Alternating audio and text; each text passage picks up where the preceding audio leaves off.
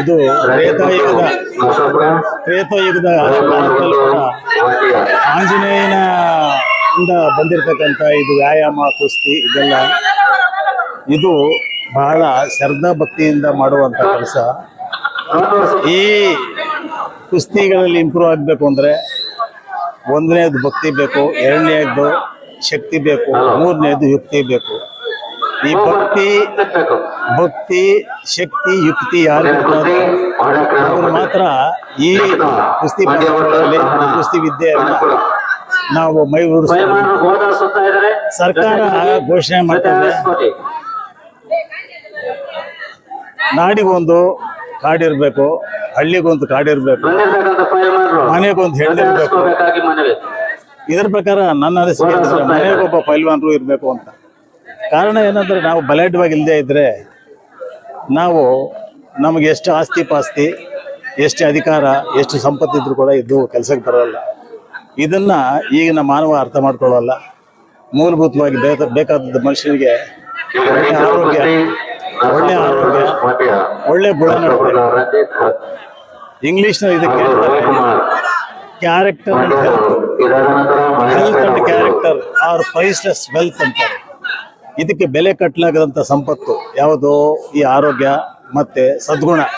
ಇವೆರಡೂ ಕೂಡ ಈ ವ್ಯಾಯಾಮ ಮಾಡೋದ್ರಿಂದ ನಾವು ಶಿಸ್ತಿನಿಂದ ಎಷ್ಟು ಆಹಾರ ತಗೋಬೇಕು, ಯಾವ ಆಹಾರ ತಗೋಬೇಕು, ಯಾವ ಕೆಲಸ ಮಾಡಬೇಕು, ಯಾವ ಕೆಲಸ ಮಾಡಬಾರ್ದು ಅನ್ನೋ ಒಂದು ಧ್ಯೇಯ ಇಟ್ಕೊಂಡು ಮಾಡಿದ್ರೆ ಇದು ಶ್ರೀಕೃಷ್ಣ ಪರಮಾತ್ಮ ಭಗವಂತ ಗೀತೆಯಲ್ಲಿ ಏನು ಹೇಳ್ತಾನೆ, ಉದ್ಧಾರ ಆಗ್ಬೇಕು ಅಂದ್ರೆ ಏನೇನು ಮಾಡ್ಬೇಕು, ಏನೇನು ಮಾಡಬಾರ್ದು.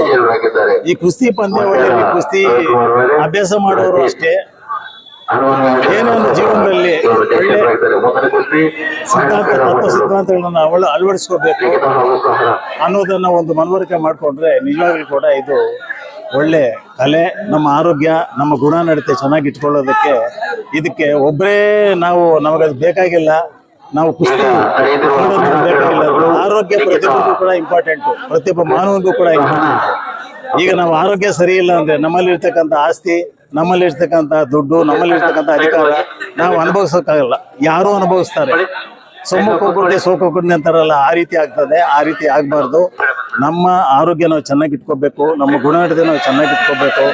ನಾವು ನಮ್ಮ ಮನೆಯನ್ನು ನಾವು ಸಂರಕ್ಷಣೆ ಮಾಡ್ಕೋಬೇಕು, ನಮ್ಮ ಊರನ್ನು ನಾವು ಸಂರಕ್ಷಣೆ ಮಾಡ್ಕೋಬೇಕು, ನಮ್ಮ ದೇಶನ ನಾವು ಸಂರಕ್ಷಣೆ ಕಾಪಾಡ್ಕೋಬೇಕು ಅನ್ನೋ ಮೂಲ ಸಿದ್ಧಾಂತ ಇಟ್ಕೊಂಡು ನಾವು ಇಂಥ ಕಲೆಗಳಿಗೆ ಹೆಚ್ಚಿನ ಪ್ರೋತ್ಸಾಹ ನಾವು ಕೊಟ್ಟು ನಾವು ಕಲಿತೆ ಆದರೆ ನಾವು ಬಲಿಷ್ಠವಾದಂಥ ಒಂದು ಭಾರತ, ಬಲಿಷ್ಠವಾದಂಥ ಒಂದು ರಾಷ್ಟ್ರ ಅನಿಸ್ಕೊಳ್ಳೋದ್ರಲ್ಲಿ ಯಾವ ಸಂದೇಹನೂ ಇಲ್ಲ.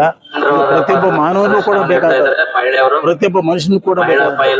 ಈಗಿನ ಕಾಲದಲ್ಲಿ ನಾವು ಸೇವನೆ ಮಾಡುವಂಥ ಪ್ರತಿಯೊಂದು ಆಹಾರದಲ್ಲಿ ಕಲುಷಿತ, ಪ್ರತಿಯೊಂದು ನೀರಿನಲ್ಲಿ ಕಲುಷಿತ, ಗಾಳಿಯಲ್ಲಿ ಕಲುಷಿತ, ತರಕಾರಿಯಲ್ಲಿ ಕಲುಷಿತ, ಯಾವುದೇ ತಗೊಂಡ್ರು ಕೂಡ ನಾವು ಕಲುಷಿತನೇ. ಈ ಶುದ್ಧವಾದಂಥ ಅಶುದ್ಧವಾದಂಥ ಆಹಾರ, ಕಲುಷಿತವಾದಂಥ ಆಹಾರವನ್ನು ತೆಗೆದುಕೊಂಡು ನಾವು ಎಷ್ಟು ಮಟ್ಟಿಗೆ ನಾವು ಆರೋಗ್ಯವನ್ನು ಕಾಪಾಡ್ಕೊಳ್ತೀವಿ, ರಕ್ಷಣೆ ಮಾಡ್ಕೊಳ್ತೀವಿ ಅನ್ನೋದನ್ನು ಸ್ವಲ್ಪ ಯೋಚನೆ ಮಾಡ್ತಾ ಹೋದರೆ ಇದು 100ಕ್ಕೆ 100% ಆರೋಗ್ಯವನ್ನು ಕಾಪಾಡ್ಕೊಳ್ಳೋದು ನಮ್ಮೆಲ್ಲರ ಭಾಗ್ಯ, ನಮ್ಮೆಲ್ಲರ ಕರ್ತವ್ಯ. ನಾವು ಇದೆಲ್ಲ ಕಾಪಾಡ್ಕೊಂಡು ವಿದ್ಯೆಗೆ ಕೊಟ್ಟು ಈ ಹನುಮಾನ್ ವ್ಯಾಯಾಮ ಶಾಲೆ ಅಂದರೆ ಈ ಹನುಮ ರಥೋತ್ಸವದ ಅಂಗವಾಗಿ ಇಲ್ಲಿ ಪ್ರತಿ ವರ್ಷ ಈಗ ನಾವು 190 ವರ್ಷಗಳಿಂದ ನಾವು ಆಚರಣೆ ಮಾಡ್ಕೊಂಡು ಬರ್ತಾ ಇದ್ದೀವಿ. ಹಿಂದೆ ನಮ್ಮ ಪೂಜ್ಯ ಗುರುಗಳ ದಿವಂಗತ ರಾಮಯ್ಯನವ್ರನ್ನ ನೆರವೇರಿಸ್ಕೊಂಡು ಬರ್ತಾ ಇದ್ರು. ಅದಾದ್ಮೇಲೆ ನಾನು ನೆರವೇರಿಸ್ಕೊಂಡು ಬರ್ತಾ ಇದ್ದೀನಿ. ಬಹಳ ಇದಕ್ಕೆ ಸರಿಯಾದಂಥ ಉತ್ತೇಜನ ಸರ್ಕಾರನೂ ಕೂಡ ಘೋಷಣೆ ಮಾಡ್ತಾ ಇದೆ. ಅದರಲ್ಲಿ ಜನರಲ್ಲಿ ಈ ವಿದ್ಯೆಗೆ ಹೆಚ್ಚಿನ ಪ್ರೋತ್ಸಾಹ ಕೊಟ್ಟು, ಇಂಟ್ರೆಸ್ಟ್ ಕೊಟ್ಟು, ಶ್ರದ್ಧೆ ಭಕ್ತಿ ಇಟ್ಟು ಇದನ್ನು ಉದ್ಧಾರ ಮಾಡ್ತಾ ಇಲ್ಲ, ಉದ್ಧಾರ ಆಗ್ತಾ ಇಲ್ಲ. ಅವರು ಕೂಡ ಇದನ್ನು ಪ್ರತಿಯೊಬ್ಬರು ಕೂಡ ಮನುಷ್ಯನು ತಾನು ಆರೋಗ್ಯವಾಗಿ ಬದುಕಬೇಕು, ನೆಮ್ಮದಿಯಿಂದ ಇರಬೇಕು, ತನಗೆ ಯಾವ ರೋಗ ರುಜಿನಗಳು ಬರ್ದಂಗೆ ಆರೋಗ್ಯವನ್ನು ಕಾಪಾಡಿಕೊಂಡು ದೇಶ ಸೇವೆ ಮಾಡಬೇಕು ಅನ್ನೋ ಉದ್ದೇಶದಿಂದ ಎಲ್ಲರೂ ಕೂಡ ಇಂಥ ಸೇವೆಗೆ, ಇಂಥ ವಿದ್ಯೆಗೆ ಮಹತ್ವ ಕೊಟ್ಟು ಇದನ್ನು ಕಾಪಾಡ್ಕೊಂಡು ಬಂದರೆ ಎಲ್ಲರಿಗೂ ಒಳ್ಳೆಯದಾಗುತ್ತೆ. ಈ ವ್ಯಾಯಾಮ ಶಾಲೆ ವತಿಯಿಂದ ನಾವು ಆದಷ್ಟು ಮಟ್ಟಿಗೆ ಜನಗಳಿಗೆ, ನಮ್ಮಲ್ಲಿ ಬರುವಂಥ ಶಿಷ್ಯಂದ್ರೆ ತನ್ನಲ್ಲಿರ್ತಕ್ಕಂಥ ಬುದ್ಧಿಶಕ್ತಿ, ತನ್ನಲ್ಲಿರ್ತಕ್ಕಂಥ ದೇಹಶಕ್ತಿಯನ್ನು ಸದ್ಬಳಕೆ ಮಾಡಿಕೊಂಡು ಮಾಡಬೇಕು ಅನ್ನೋ ಉದ್ದೇಶವನ್ನು ನಾವು ಪ್ರತಿಯೊಬ್ಬ ಶಿಕ್ಷಣ ಕೂಡ ಮನವರಿಕೆ ಮಾಡಿಕೊಡ್ತಾ ಇದ್ದೀವಿ. ಅದೇ ರೀತಿ ನಮ್ಮ ಕೈಲಾದ ಸಹಾಯ ಇದುವರೆಗೂ ಕೂಡ ಮಾಡ್ತಾ ಹೋಗ್ತಾ ಇದ್ದೀವಿ, ಮಾಡ್ತಾನೂ ಇದ್ದೀವಿ. ಇದಕ್ಕೆ ಹೆಚ್ಚಿನ ಜನ ಬೆಂಬಲನೂ ಬೇಕು, ಸರ್ಕಾರದ ಮೂಲನೂ ಬೇಕು, ಊರಿನ ಜನರ ಆಶೀರ್ವಾದನೂ ಬೇಕು, ಇದರ ಉತ್ತೇಜನವೂ ಕೂಡ ಬೇಕು.